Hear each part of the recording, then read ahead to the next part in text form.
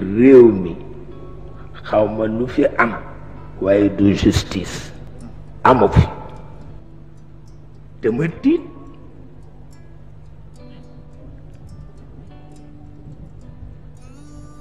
tiit réew mu amul justice naka lañ fa dëkke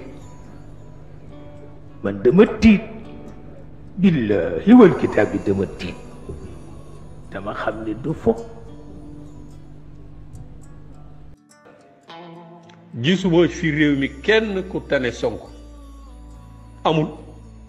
gisuma fi gis naa ci moom ay qualité yoo xam ne gisuma ko kenn ci ñoom ji nga ñoom ñu ci bari fi mu ne ñi ngi waxtaan ak lu ne ñi ngi koy def parce que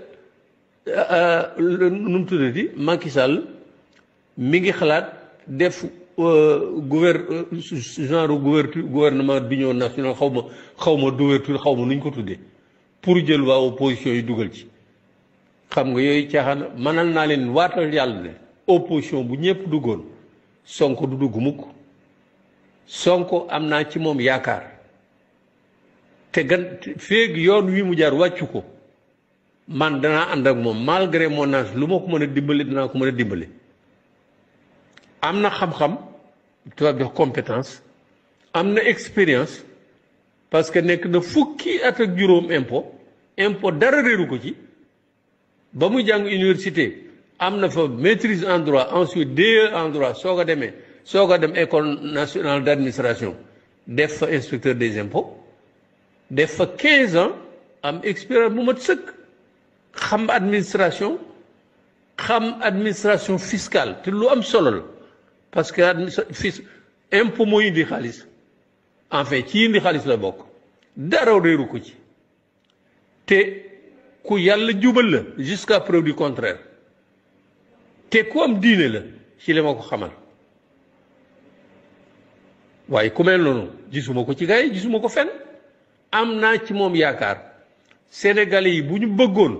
réew mi soppiku danañ ko ko jox man damaa juum nag waaye man day ba may gis leneen Sonko mi ku jara jàppale la te lépp lu ma mën danaa ko jàppale ku ma mën a digal nga jàppale ko it da nga ko jàppale parce que ba ko ngeen jéggal ma àggali ci loolu rek ba ko Macky Sall dàqee ci caaxaan waaye ndok kenn yorul wërsëgu kenn dafa def conférence de presse ne maa ngi toog def naa fukki at ak juróom inspection comme inspecteur des impôts genn kër laa am dégg nga ba ma cee teg étage damaa lépp xaalis bi pay gi bi ma koy jeexal matul juróom-benni weer ku ñëw kër ga moon la ko ay kayit la réew mi xawma nu fi am waaye du justice amu fi dama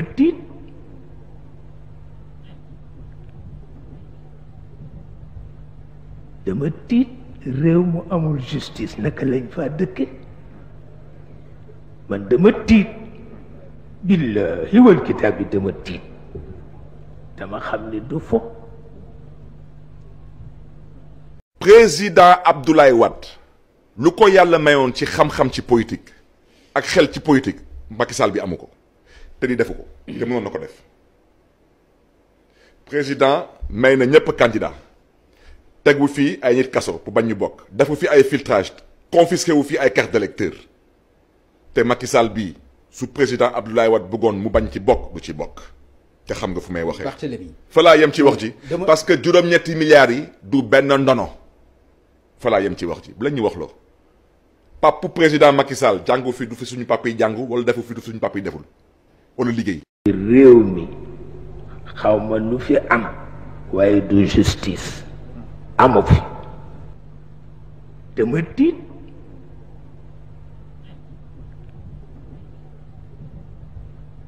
dama tiit réew mu amul justice naka lañ fa dëkke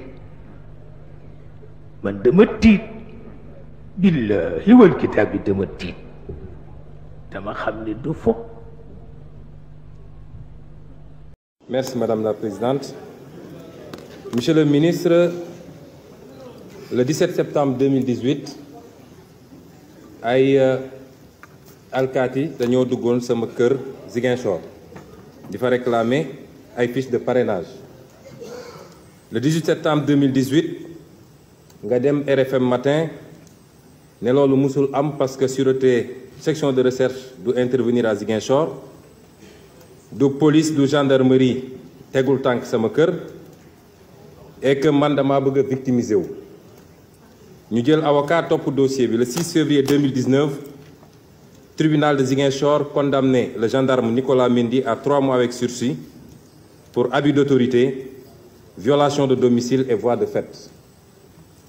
ba ngay andi sa démenti da nga ne Sonko dafa bëgg a victimiser wu ba pare nekk ne nag ku bëgg a jiite réew mi war ngaa fexe ba di joxe des informations correctes. Monsieur le ministre, vous n'avez pas donné des informations correctes et dans un pays normal, vous aurez dû démissionner de vos fonctions. Mais le pire, c'est pas cela. Le pire, c'est l'usage que vous faites, malheureusement en détournant nos excellents services à des fins strictement politiciennes. Ce Sénégal ne mérite pas cela et cela ne vous grandit pas. réew mi xaw ma nu fi am waaye du justice amu fi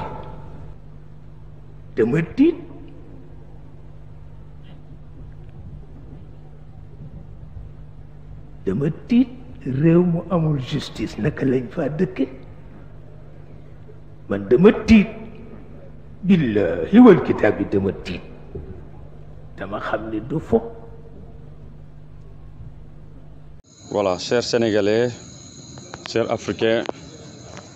chers habitants donc, du monde, vous avez vu donc ce soir ce que Doudou Ka a fait donc à la délégation de PASTEF, donc qui est allé rencontrer donc l'INACOA de Ziguinchor au niveau de leur siège qui fait face chez Doudou Ka. Alors là, lors de l'entretien avec les commerçants, donc voilà ce que Doudou Ka et sa bétail politique nous ont réservé. Donc des voitures caillassées, même la voiture du président Ousmane Sonko a été caillassée. Celle-là, c'est la voiture du vice-directeur, donc Alassane Diédhiou. Donc c'est caillassé. Et là aussi, vous voyez, les dégâts sont là, sont énormes. Regardez. Regardez, donc, vous avez vu ça. Ces gens-là ne sont pas des politiciens, ce sont des bandits. Quand on parle de bandits, de criminels dans ce pays-là, il faut les voir de l'autre camp, mais pas chez nous. Ok, donc, voilà, population du monde, population du Sénégal, wa diaspora, wa aduna bi yépp gis ngeen lii xam ngeen ni lii du yoon du dëgg du yoon lii politique jaru ko lii du politique c'est les idées waaw. C'est des idées, c'est des projets nga teg gars yi gis mais yónni ay nit ay xale di ñëw wala ay mag yi ñàkk fayda di ñëw yónni nekk ak ay xale donc di toj suñuy oto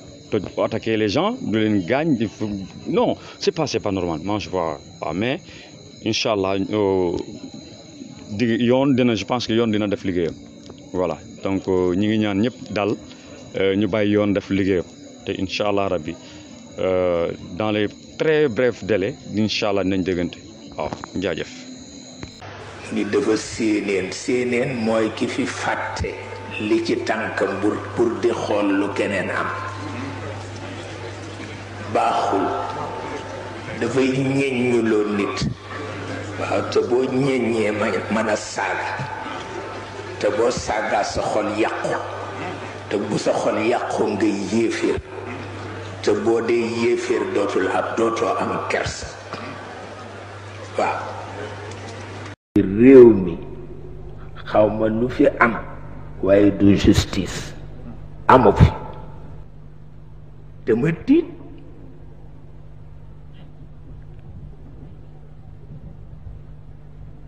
tiit réew mu amul justice naka lañ fa dëkke man dama tiit billahi wal kitaab bi dama tiit dama xam ne du fo